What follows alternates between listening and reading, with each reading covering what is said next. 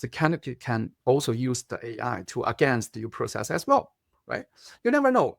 Imagine like now we have so much like a filtered, such a beautiful CVs.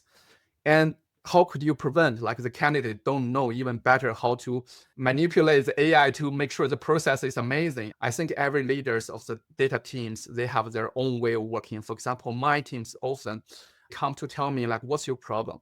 But they don't come to ask me, what's the solution? We hire so many good candidates. They are just graduated from a normal school, but they're rock stars.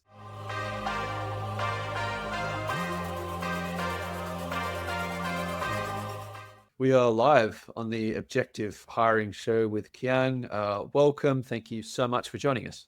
Not at all. It's my pleasure, Tim.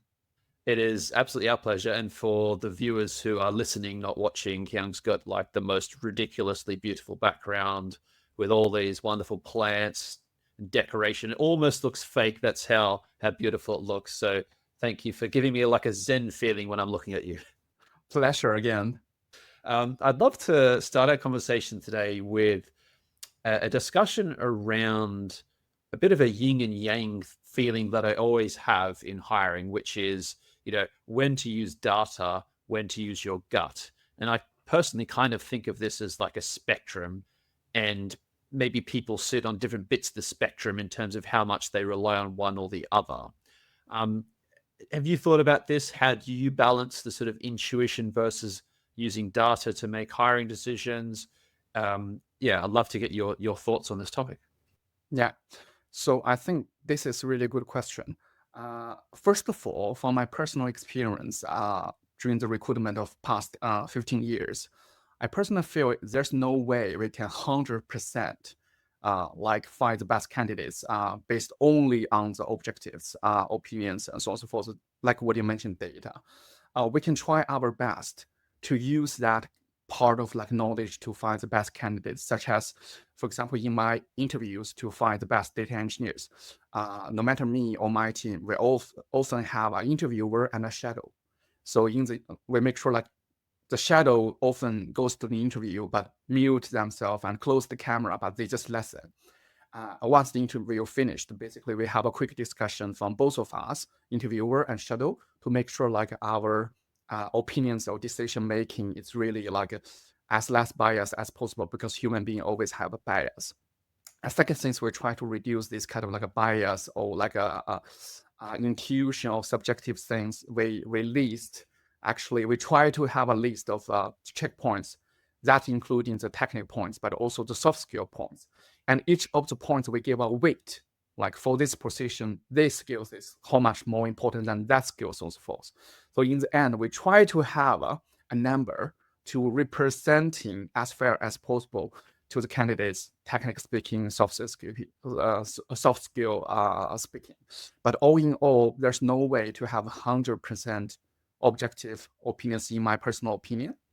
But also at the same time, I don't think it's a good interview process if the decision is made 100% by data. I would say it's more like a reasonable part of percentage from between the objectives and subjectives, or intrinsic, like your feelings, is more like 80-20 principle again. So 80% of that, I would say data really matters. We need to have a framework. We need to have a team alignment about what is so important for this position, this candidate to be really focused and get ready to start the job. But 20% is still there to see the feelings and the culture fits, especially when you need an engineer. It's not like a data engineer, but maybe a lead data engineer or data engineer manager. Then you deal with people, need to engage with stakeholders, how this person's way of working, what's their method, does this person fits into culture, is something very, very important. And if you ask me to that a priority, even technical part is data part is 80%, 20% is like the feelings, but the feelings 20% is more important than the data part, the technical part. Why I'm saying that? Because often, especially in the data or AI domain, the technology revolution goes so fast. If you remember, the ChatGPT or generative AI, it only appears for 1 year or 2 years, and how much they already change our lives. So therefore, the mindset, the way of working. If this candidate is a fast learner, does he always keep tracking of the latest things in the market and keep learning and also teaching and coaching his or her teammates? It's much more important than for the moment if the candidate knows about GCP or Gen AI or something like that. So that's my opinion. And one last thing I want to mention here for this question is like very important. Often for any candidates, you go to apply a job, but the job didn't give you offer. Don't give up. It then means like you are not good. It's all about like if this person, this candidate is really good fits 100% into the position that, as I mentioned, 80% like the real fits, but 20% is like the feelings, the culture, so on and so forth. I hope I get, yeah. Yeah, that's a great and comprehensive summary.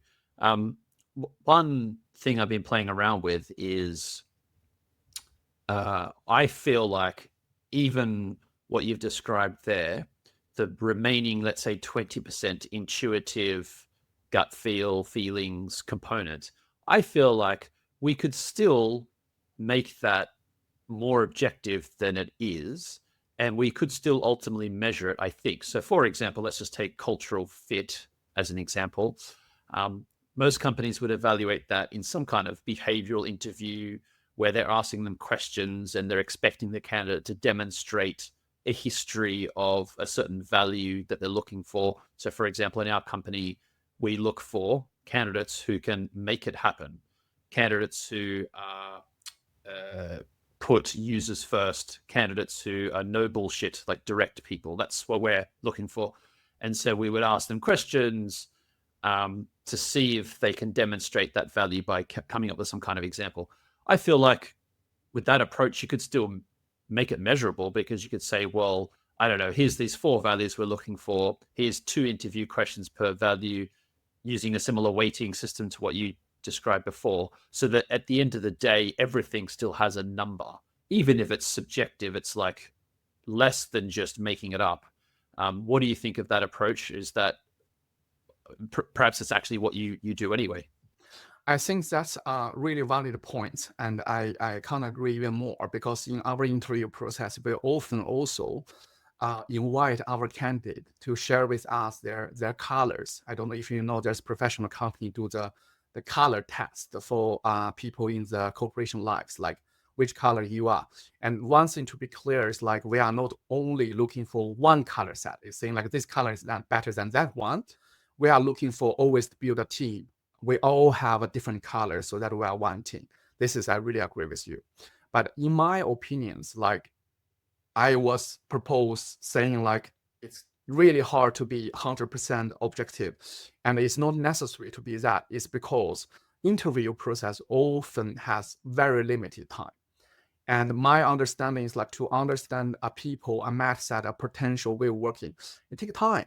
It's not something like by a few questions or report or talk to 30 minutes, 1 hour, that the conclusion you get is really correct from what you are looking for. It's something very similar, like sometimes you see some candidates, engineer CV is so beautiful, but after the candidate is onboarded for the job for the first 1 month or 3 months, you realize like it's just too much filter at the beginning, right? But it's not really like something in 1 hour or 30 minutes you can really understand, deep dive over there. So therefore, the process need to take time, need to be comprehensive. So go back to your questions. I agree. So we should try as much as possible to be objective, to be like able to have some like fair process with numbers and weights and checkpoints to make sure like more or less they are there.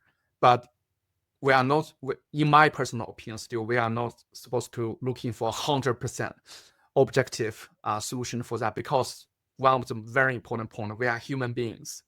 We are not an object. It's not fair to evaluate anybody as a human being that by the numbers, by the points, by the structure, something like that. Yeah, I think you've nailed a couple of what I feel like are almost intractable problems in hiring. One is the small sample size problem. As you say, you've got like an hour to interview someone. Maybe you have 3 interviews with them. And which is already, I'd say, a reasonably lengthy process for an individual contributor. I know some companies have like 7, 8, 9, which is ridiculous. But even 3 interviews, hour each, that's still only 3 hours with a human. And so there's obviously a finite amount you can learn from those 3-hour-long interactions. And then the other thing I was going to mention was at the start, you were describing having a couple of interviewers. So you mentioned having, let's say, yourself as an interviewer and then a shadow interviewer, which is not a concept I'd heard previously. Can you tell me why you have the shadow interviewer, why they're kind of in the background? Is it because they can just focus on what the candidate's saying? That kind of makes it easier to have an evaluation? Like, why do you set it up that way? I'm interested. Okay, so let me get back to your question in this way. So first of all, let me give you a quick introduction about our recruitment process. So we basically have 3 or 4 steps or stages for hiring engineer. Of course, first of all, we start with our HR team to have a basic filter and match, ask some questions about very fundamental things. But then we invite our candidates for a taking home coding challenge. After that, for candidates who survived for the coding challenge, we will have a quick Q&A technical fit interview. But this technical fit interview is not just to ask like, do you know about Python? Do you know about Spark? And so on and so forth. It's really follow up the coding challenge to ask deep dive questions with 80% of technical checks, but 20% very important soft skills. Are they really motivated for the job? Are they working like an entrepreneur so that they keep driving by themselves, self-driving, as they do the automation, so on and so forth. And last but not least, only for some roles, very important for some management positions, we will have a leadership meeting, a leadership interview for the last one. But most of the time it's HR, taking home coding challenge, and technical fitting for 1 hour. That's it. So we try to keep the process as simple as possible as well, because as far as you know, data engineers are really like a hot market job position. It's often very hard to find a good data engineer. So we don't want to make the process too complicated to scare the candidates away. Okay, go back to questions. Why we are doing these shadows for interview? The major point is like everybody's different, and everybody have their preferred method of way of working, and also not so preferred method of way of working. But me as a team leader often to try to influence my team to say like, we don't need everybody the same. We need actually have different colors, different people, different way of working into one team, so that none of us may be perfect to be a data engineer or a lead data engineer, but when we sit together as one team, we are a perfect, strong team. And that might be also the reason my first team in a US Denon company who has more than 170 years history was recognized by Data EQ organization this year as the top 10 global best data and analytics team. So the point of that to have really like one interviewer to try to be unbiased as much as possible, unbiased, to ask questions we agreed as team framework. But also the other side is really like a mirror of themselves. Once we finish this interview, to connect to each other and also see if there's any gaps of understanding for this position, so that we can fulfill the gap to find the best candidate. And plus, one thing I want to mention, for this technical fit interview, we always ask the candidate if they mind we recording the session, because sometimes, you know, even you have 2 persons for interviewers for the interview, but they can have a really strong different opinions to each other. So therefore, in that case, we have the recording session. If that happens, it doesn't happen often, but if really that happens, we can share this interview with the third party, with the rest of the team to look, and then have a fair discussion to say like, okay, what do we think? What is the strengths of the candidate? What is the maybe not so perfect for the candidate, but is that really matters? Or actually it doesn't matter. We are confident we can coaching, new train the candidate to be ready in a very limited time for that position. So I hope I answered the questions here. You certainly did. And straight away, I was thinking of an interesting AI use case there, I'm not sure if you've tried this or you consider trying it. Of course, privacy concerns permitting and whatnot, which is almost like an interview assistant. So, you've got the video recording tool, it's got the transcription, it's very accurate these days, feeding that into a ChatGPT, asking it, hey, like, these are the things we're looking to evaluate the candidate on. How did you score the candidate? And almost having that as another neutral, inverted commas, third party. Do you think that would work, or would that help in any way? So far, okay, there's some context I need to share with you first of all. So I think this AI thing so far, there's two factors. They help us as like a boost of the interview process. One factor, they help us to smooth the operations. Often like a schedule meeting, companies can also develop a chat robots. So candidates ask some basic quick questions about what's your team, what's your company's culture, what's the project you're doing. Instead of like repeatedly, you answer the questions to the candidates, so on and so forth, on the operating side.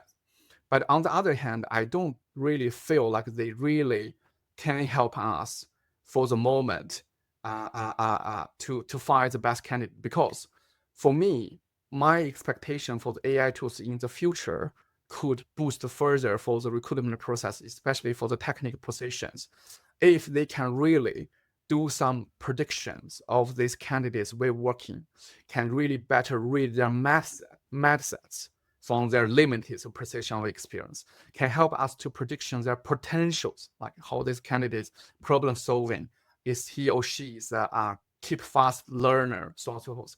That is really like the pay point that the AI can help my team, our HR team to solve the problem.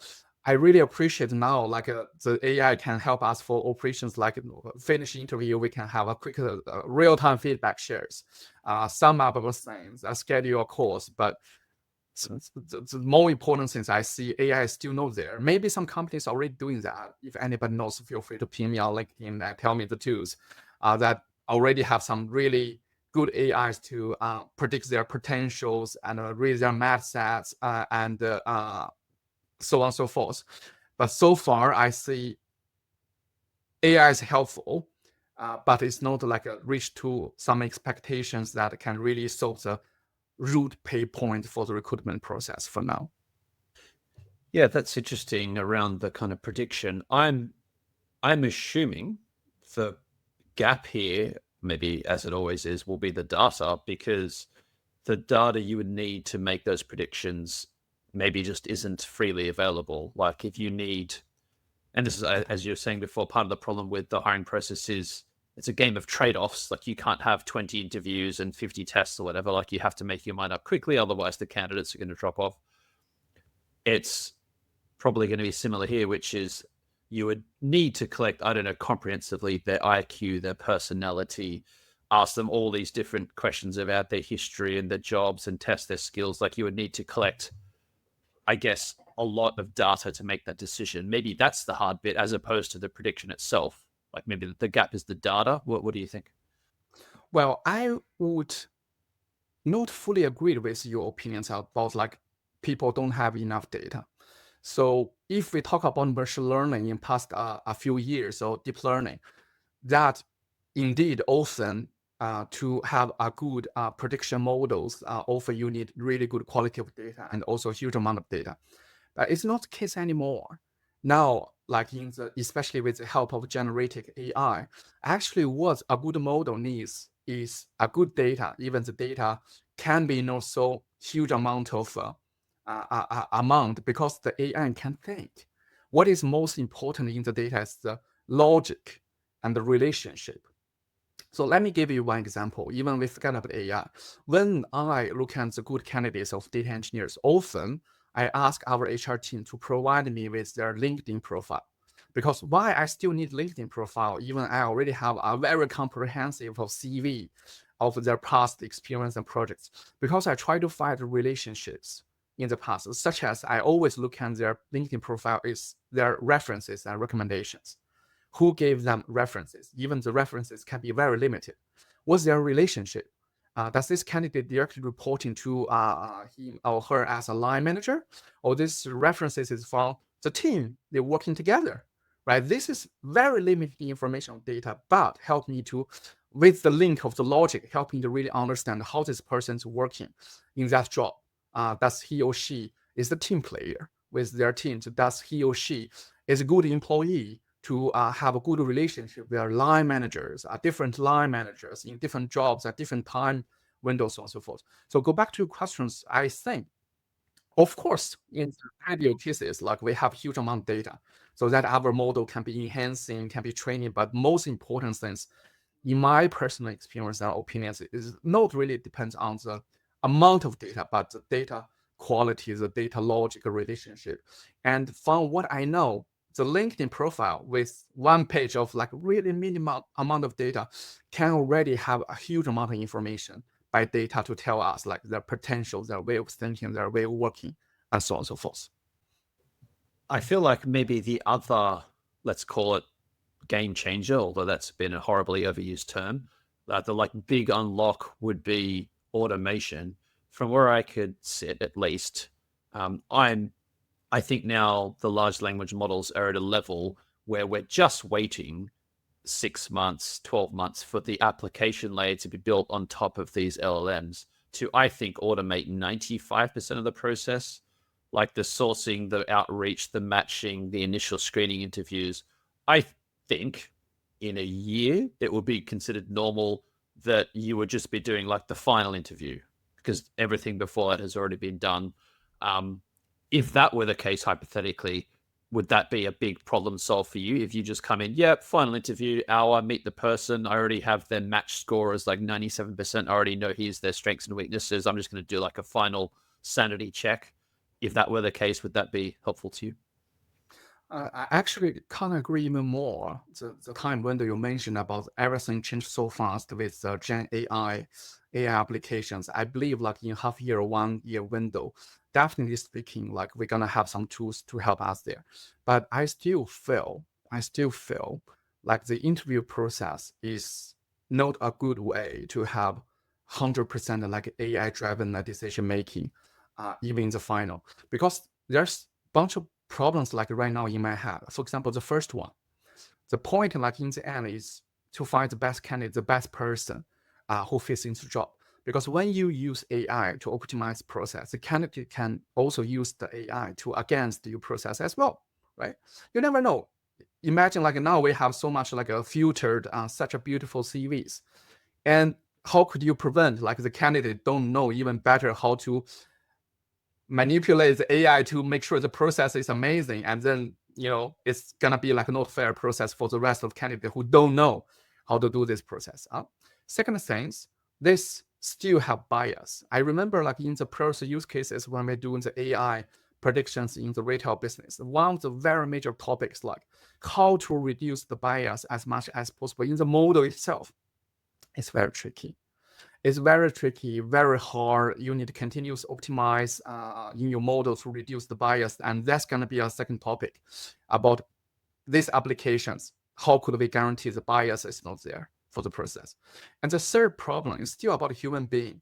Like I just personally still don't feel, is that a good thing to 100% like process candidates in this AI way without like you really personally have a conversation, have a talk, have the feeling shares?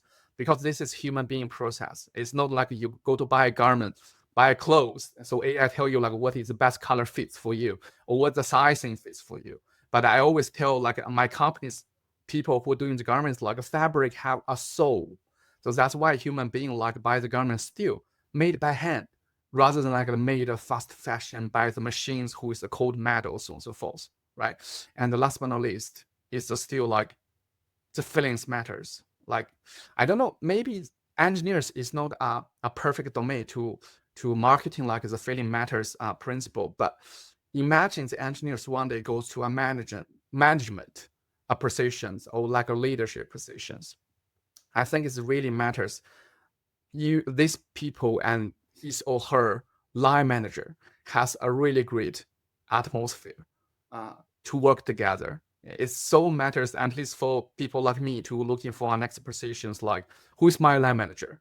what he or she is doing, what he or she's way of working. I don't know if you see, but in my first observations, I often see like a line manager, a people, they all great. They all did such a great job in their first, corporation lives. But when you put them working together, it just doesn't work mysteriously. Like there's nothing delivered, it just doesn't work. And then that's why I'm still saying like, okay, yeah, so AI definitely can help, definitely gonna boost 80% of our productivity. That will be already great. But I still see there's so many problems. Like if we goes one day, goes that way to see like how could we further solve all the concerns and problems to make sure the candidates don't use AI to abuse the process as well, reduce the bias, respect the people, and make sure like you really find the right person, like they fit the company, the position, the task of them. And you mentioned in passing in your process that you do a take-home project. I'm wondering what your thoughts are then on candidates using AI to do bits of that project. Is that something you expect, encourage, discourage? Have you written questions in a way that makes it hard? Like, what are your thoughts there? That's a really good question. Our team's coding challenge works really well until the Gen AI appears and then give us a huge impact of that. However, we're still having this process over there, and the questions in the process is still the same. You know why? So it's more like 50-50. 50% when they recruiting the candidate, as we mentioned, like it's not really just technical skills. It's about the mindset, the way of working, right? Entrepreneur way of working, keep learning fast. Because the reason why we do taking home coding challenge instead like a real-time scraping, like ask questions and ask people write the code in the limited time, is we want to find out the candidates. First of all, one of the common feedbacks when we hire somebody after the coding challenge, we're looking forward to hear like this candidate open the camera, join the interview, saying like, I had so much fun with this coding challenge. It's not a coding challenge. It's more like people, I give you a problem and you are a problem solver. You solve the problem. And often we give multiple offers to the engineers. They say like, I don't know these questions. I don't know the Spark, so on and so forth. However, I take maybe 2 hours or 6 hours to learn by myself over the weekend. And I get the answers right now here. That is also a very important way of working. We are looking for candidates like, in the real day-to-day work or life, there's no way like we spend so much time to train. Of course we do, to training the new joiners, green hands engineers to become mature step by step. But what we are really looking for is like they really motivate to learn by themselves. They really motivate to learn fast. They know how to ask questions. They know problem solving. Even we used to give an offer to engineers who told us clearly like they don't know, but he or she called a previous colleague who knows this, and then give him or her a lot of like suggestions, advice, and get it solved with a very limited time. Perfect. We hire them. That's what we need. Okay. So that's go back to your question. The coding challenge, yes, is heavily impacted by generated AI, ChatGPT, your copy paste, basically you have a lot of answer, but we are not really afraid of that. On one hand, we need the people who solve the problem quickly. That is one like a fact, like these candidates, if they know ChatGPT or so on, so they solve the problem quickly. But on the other hand, we also have our way to read their code to understand, even they use ChatGPT, but what is their really mindset or way of working. For example, let me give you one example. So we send the coding challenge as notebook scripts with a real data set, real models, real problems like our day-to-day work is going to face them. And when the candidates send us the answers back, you can read their differences, such as there's candidates tell you every single steps of their way of thinking. Okay, I started looking at the question like this, and then I think like this, and then I get the answer. And then I maybe go to even something extra. You don't even ask me, but I can do even better, give you more like insights from the data set. What can you do better? There's also candidate keep it really simple. Remove all the useless information. Even they delete questions you ask. Just give you very to the point short answers. And then you see this kind of candidates, they are very to the point engineers. That candidates really like tell you all the journeys and give you all the logics to make sure like people can understand their communications and so forth. But there's also other engineers. You see the coding challenge, there might be 3 or 4 of them. Their all answers all correct. But this answer is written by a language called Python. This is written by a SQL. This is written by a totally different language called Scala. Then you probably get a feeling like this answer probably is not like a one person's knowledge base. It's probably like piece by piece found there, here, and put it here. You see? So actually, if the coding challenge is really a good one to use real data, you really have the logic behind that. You also have a follow-up session. When you deliver this, it's not ending of the process, and the process still have 1 hour Q&A. The first question I'm gonna ask the candidate: how do you feel about this coding challenge? Which task is the most difficult one you think? How much time you take it? Is there anything you don't know but you learned by yourself during the process of limited time? And then what is the most important takeaways for this coding challenge? This is more like a comprehensive things to help you actually still to see like what is this candidate's mindset, what is his or her way of working. Give you this 20% of intuitions or feelings, like if he or she is just the engineer, get the job done, or he or she is actually a star with huge potential to keep fast learning, to be really have a really good logic to solve the problem, and so on and so forth. Okay, so even though LLMs have come along and made it easier to solve the problems in that take home, there's still an enormous amount of value you get out of it when you include it with that follow-up process where you dig into it, because it's almost like the test itself is one thing, but it's like how they approach it. It's like the meta test or something, where it reveals all these other things about their way of working. Absolutely. The process matters. It's not the final results. The process always matters. One thing that I want to highlight here for the coding challenge is also when we stand in the coding challenge to invite the candidate to do it, we mentioned clearly 3 things. One thing is like this coding challenge has no time limits. That means like you can take as much time as you want to complete that.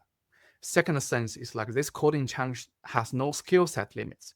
That means like nowadays are plenty of tools available in the market to solve the same data problem. People often use Python. They can also use a SQL. They can also use Scala, all the rest of tools, DBT, whatever. There's no limits. Do whatever you want. Whatever you're familiar for that you want. Okay. Last but not least, we also mentioned like there's 3 or 4 questions here. They're all open questions. Based on the times you have, you can choose just answer 1 question, 2 questions, 3, or all of them as you want. Yeah. So this is also a highlight of the process matters, because the process helps you to, in the end, see the result and filter the best candidates for the fits. For example, often the candidate who sends the coding challenge in 1 weekend or 1 week, they pass the test. But if the candidate sometimes they take like a month or so on and so forth to deliver this, it gives us a feeling like maybe this engineers is not like a deliver kind of person, as you mentioned, like make it happen, right? So, or like, are they really motivated for the job? Because if I see something, I'm really motivated, I can't wait for the next day to contact to the people, to talk to them, to ask like more information, process and so forth, right? So this is also very, very important part for like coding challenge. It's not just not a task. It's not like you gave me the right answer, but the process and found the answers. Like this kind of things, the AI cannot help you. AI cannot tell you like you need to get this done in 2 days, right? Yeah, something like that. That's really interesting because, yeah, one of the big benefits always of these take-home projects has been that they're open-ended, and so the candidates can kind of go down any route they want. But you've made it almost another level open-ended in the sense that it's like, well, do it in a day, do it in a month, do it in any language, do 1 question, do 4 questions. It's all up to them. And so then it must give you a great variability in their approach, which just gives you all these extra data points into, as you say, their way of thinking and their process. That's a really interesting way of doing it.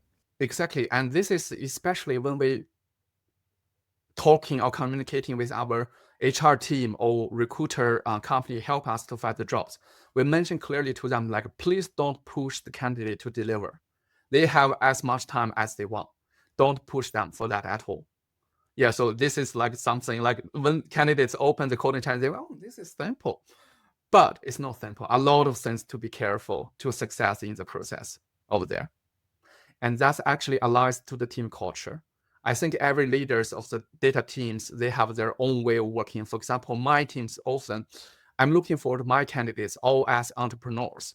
Often they come to tell me like, what's your problem? But they don't come to ask me, what's the solution? It's more like they come to tell me, oh, here, what's the problem? And what I propose, the solutions like that. And why I think in this way. And my answer often is like, give a try. What are you waiting for? It's okay to fail. We fail fast, fail hard, fail strong. And then after a bunch of fails, we success once. That's still faster than like people tell you what to do. Yeah, so I think that is like an ecosystem of recruiting process. Like culture really matters in the recruiting process, so that we team, everybody forming a same way of working, even we are different color of people, and then drive the excellence of the team to keep deliver the things because they cares, they owns, and they propose, they deliver.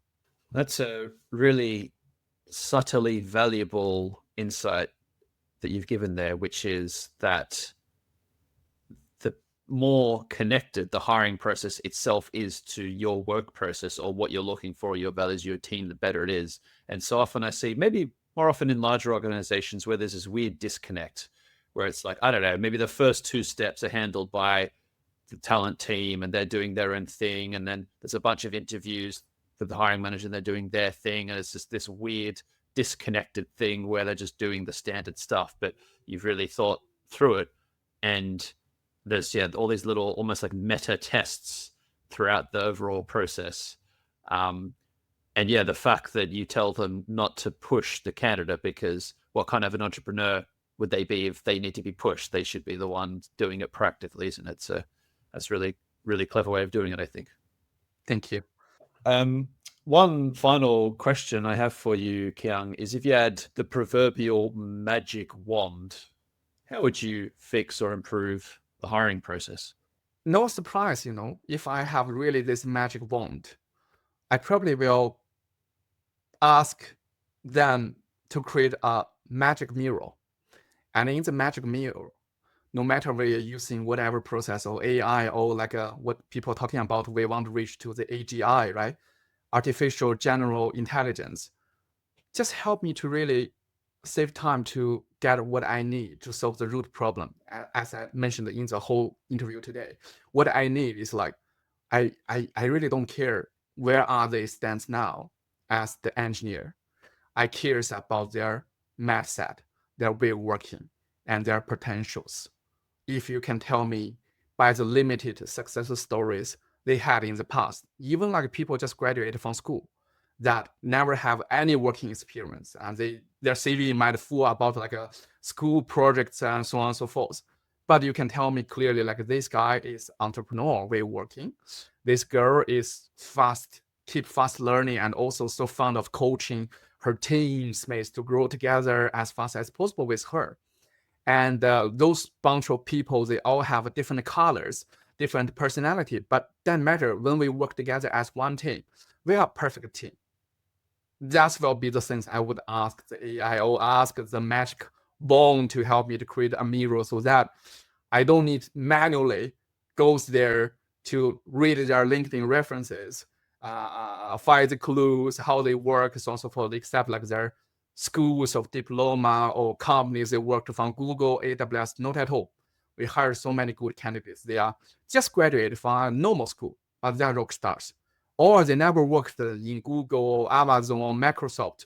They just want to work in the retail, and they did such a good job because they motivated, you're self-driving, the entrepreneur, the team player, so on and so forth. That is a big wish from my side for the magic wood.